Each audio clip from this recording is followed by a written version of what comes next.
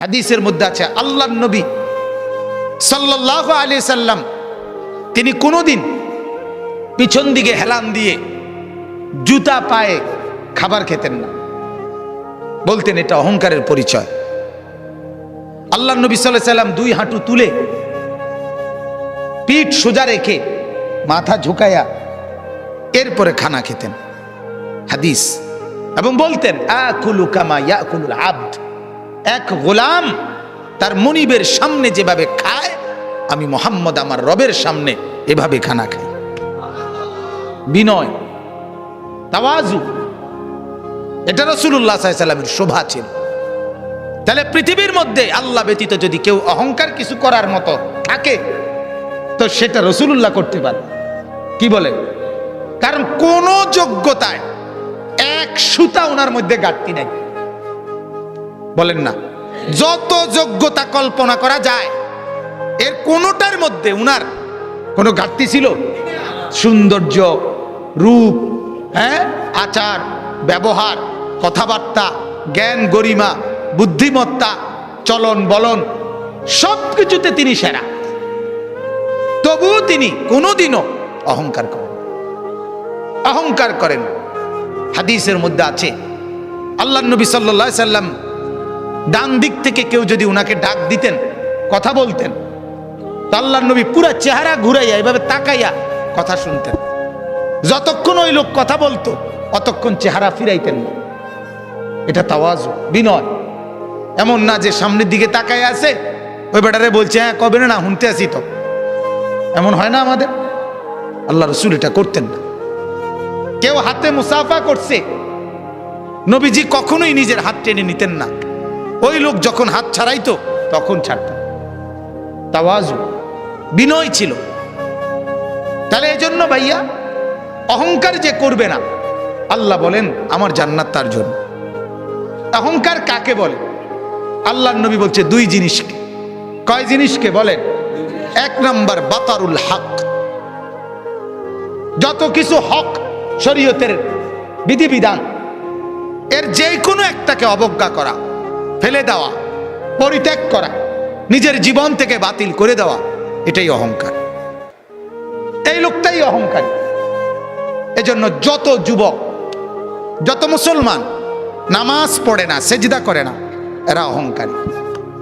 কারণ এটা হক, সত্য বিধান ইসলামের, এইটাকে সে অস্বীকার করছে, অবজ্ঞা করছে। এই অহংকারী। যত শুদ্ধ কথাই বলুক, ডিগ্রি 18 কিসিমের ডিগ্রি লোক, কথা বুঝেন, সে আপনার অভদ্র। সেজদাবিহীন কোনো মানুষ ভদ্র হইতে পারে না। নামাজবিহীন কোনো সন্তান, কোনো মানুষ ভদ্র হইতে পারে না, হতেই পারে না, হতেই পারে। আল্লাহ ইবলিসের পরিচয় বলছে কোরআনে। আল্লাহ বলছে ইবলিসকে জানো? ইবলিস সে যে সেজদাকারীদের অন্তর্ভুক্ত ছিল না। লাম ইয়াকুম মিনাস সাজিদিন, সেজদাকারী নয় যে, তার পরিচয় ইবলিস। অতএব দোস্ত, তুমি তোমার পরিচয় ঠিক করো। তুমি মানুষ কিনা না ইবলিস, সেজদার ভিত্তিতে প্রমাণ হন, সেজদার ভিত্তিতে প্রমাণ হন। ফারকু মা বাইনানা ওয়া বাইনাল কুফরি আস-সালাহ। আল্লাহর নবী বলেন আমি আর আমরা, ঈমানদার আর বেঈমান, পার্থক্য নামাজ। কি? নামাজ, সালাত, নামাজ। আমি প্রায় বলি আগা কাটা না। আগা কাটলে মুসলমান, আগা না কাটলে মুসলমান না। না, আগা কাটার ভিত্তিতে কি না মুসলমানের হিসাব কিতাব। ওইটা একটা সুন্নত আমল, এটা একটা জরুরি আমল। কিন্তু মুসলমান আর বেঈমানের পার্থক্য সেজদা। কি বলেন না? সেজদা, সেজদা, নামাজ। প্রত্যেকটা বিধান।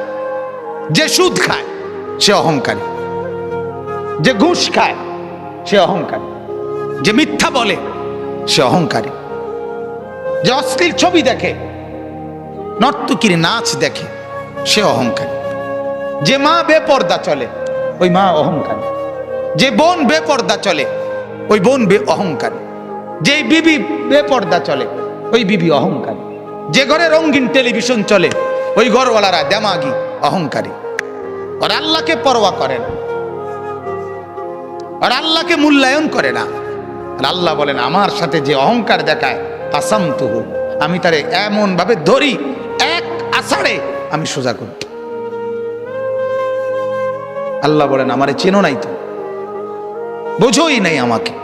ওয়ামা কাদারুল্লাহ হাক্কা কদর। আল্লাহ বলে আরে মানুষ তোমরা আমারে চিনো না, আন্দাজ করো না, আন্দাজ করবা। আমি রহম করছি, আমার নাম যেমন রহমান, আমারই নাম কাহার। আমার নাম যেমন রাহিম, আমারই নাম জব্বার।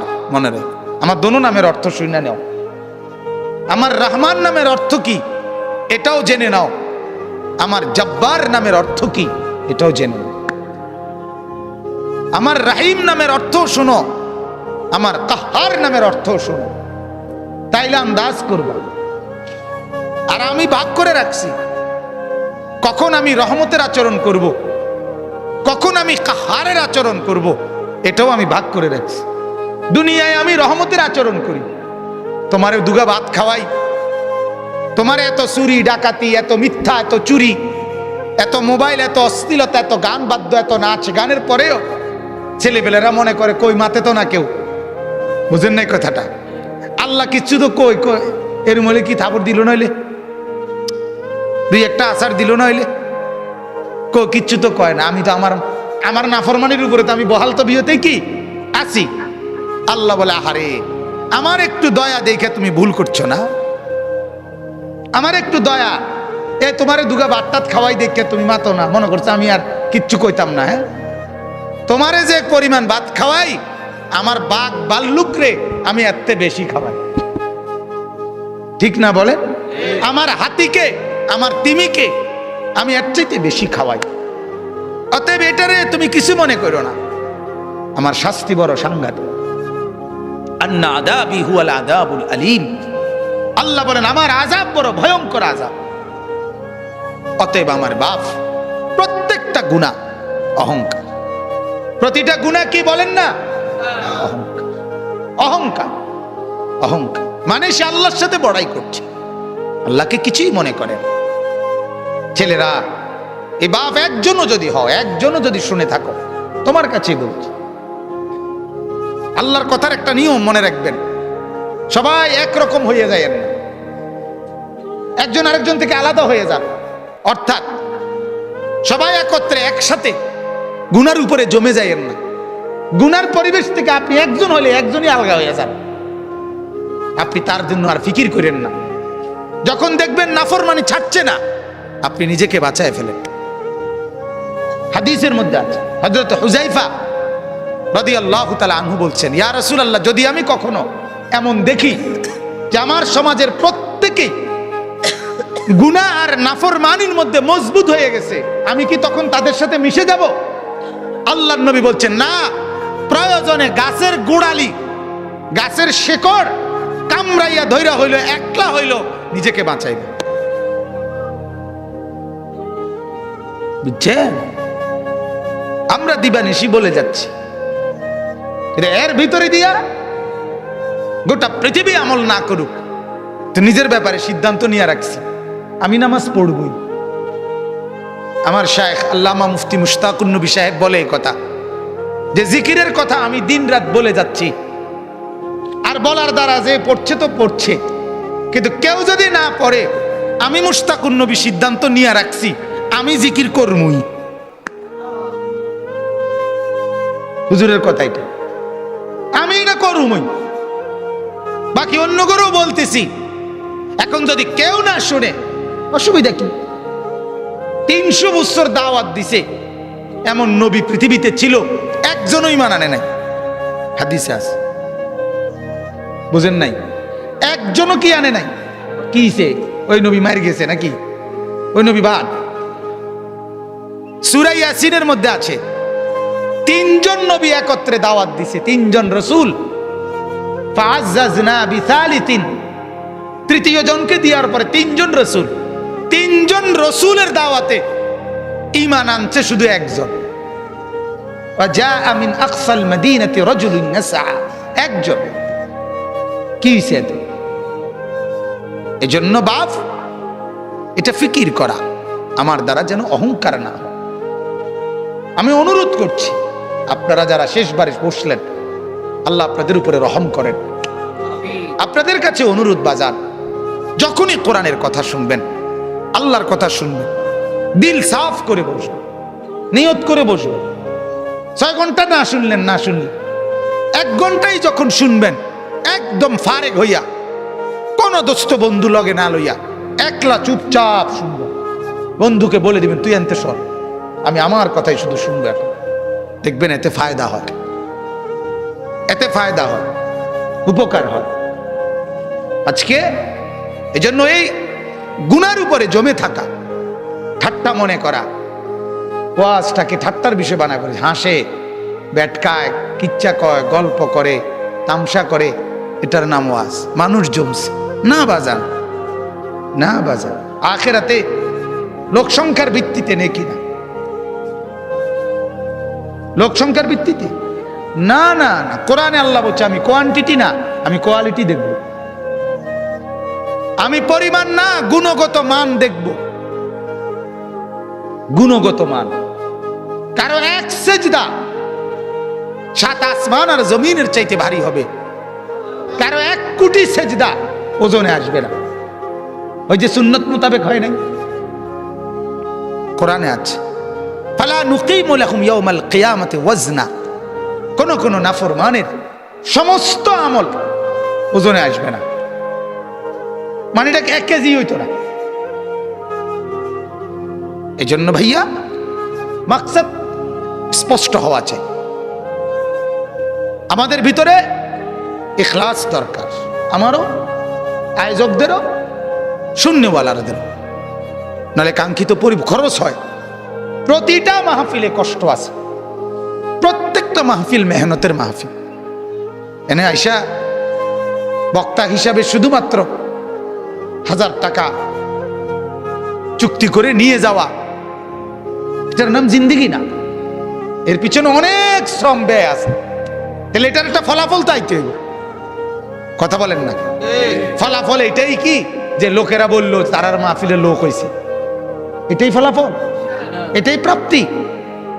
তারার মাহফিলে লোক হয়েছে না, এটাই অপ্রাপ্তি, এটা ব্যর্থতা। তাহলে প্রাপ্তি এবং ব্যর্থতা তো এটা না। কয়জন আল্লাহর বান্দার কলিজায় আখিরাতের মহব্বত আসছে, এটা দেখার বিষয়।